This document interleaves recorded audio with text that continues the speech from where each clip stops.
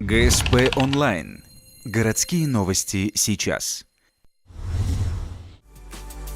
Понедельник, 13:30. Улица Первомайская, дом 15. Мастерская Валерия Остроухова.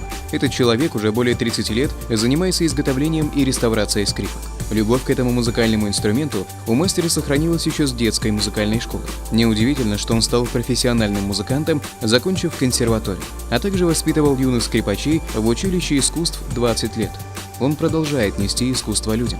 В республике такой мастер единственный. Некоторые его скрипки разъехались по миру. В Сыктывкаре, есть в Ухте скрипки.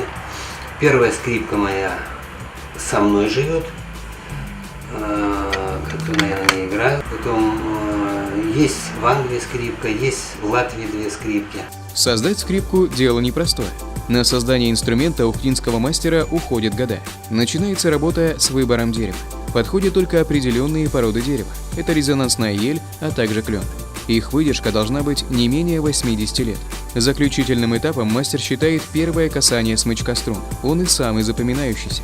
Каждый инструмент для мастера словно ребенок. Свою скрипку он узнает буквально с первого звука.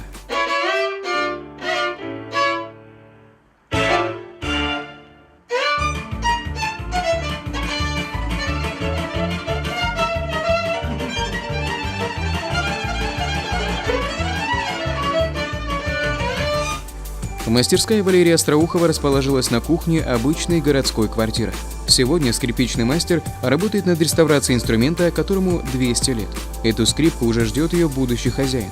Если вы желаете поближе познакомиться с творчеством Валерии Остроухова, то в Краеведческом музее вас ожидает выставка «Рождение скрипки», которая будет работать до конца сентября.